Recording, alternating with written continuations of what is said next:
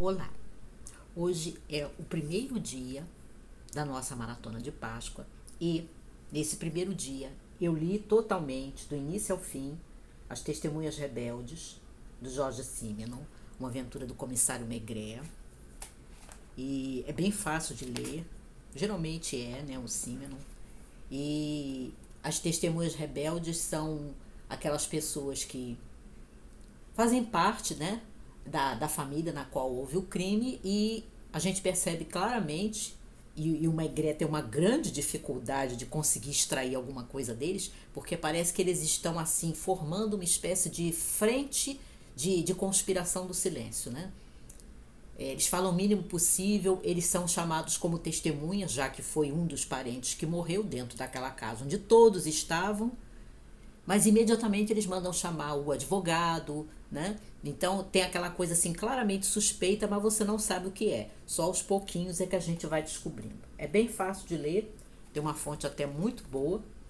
E esse personagem, né, do comissário Maigret, ele é sempre muito simpático. Eu só comecei assim, tô mesmo no início, praticamente na primeira, segunda página desse aqui, Um Gosto Seja Intenso, do Morgan. E aqui eu fiquei sabendo logo pelo princípio que o Morgan vai entrelaçar a história do Gauguin, dando a ele um outro nome. Ele não chama, né, de Gauguin, mas é um pintor com o tipo de vida que o Gauguin teve. E o Morgan vai entrelaçar a história desse pintor, que é o Gauguin, mas com outro nome, com pequenas modificações, né? Ele toma algumas liberdades com a biografia do Gauguin, com a vida dele, Morgan, como um personagem da história, que ele narra na primeira pessoa como um personagem também, que é um jovem escritor, no início, né, do romance, que se passa mais ou menos na mesma época em que o Gauguin realmente viveu, né? Aquele final do século XIX, começo do século XX. Que, aliás, eu não me lembro se o Gauguin chega a atravessar o século XX. Mas, de qualquer forma, é ambientado nesse espaço mesmo, do surgimento do impressionismo e dos outros movimentos dentro da arte moderna que estavam surgindo, né? Especialmente em Paris. Mas estou bem no começo. E este aqui, eu li toda a primeira parte, O Homem que Nasceu para Ser Rei, da Dorothy Lee Sayers, que é realmente a leitura de Páscoa.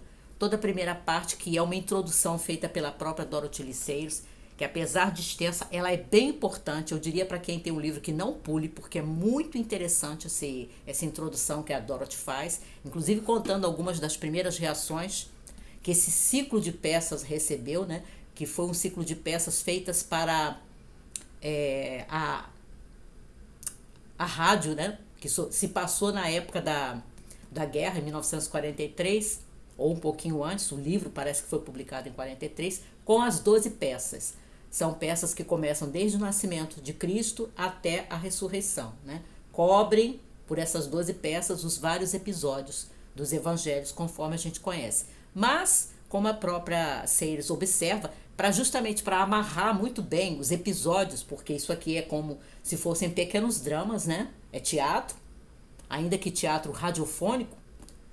Ela fez algumas adaptações, ela pegou alguns personagens nos evangelhos que aparecem sem nome e deu um nome para eles. Ela aglutinou algumas figuras menores para não ficar tanto personagem que não tem assim uma individualidade, para ela dar uma certa camada de carne, de músculos, de sangue para algumas figuras menores, para os objetivos daquilo que ela tentou fazer aqui.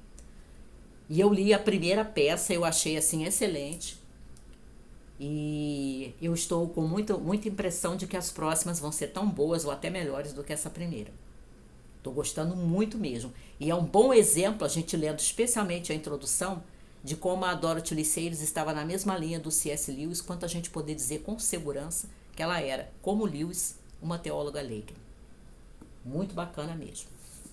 E aí, como foi o primeiro dia de vocês? Me contem?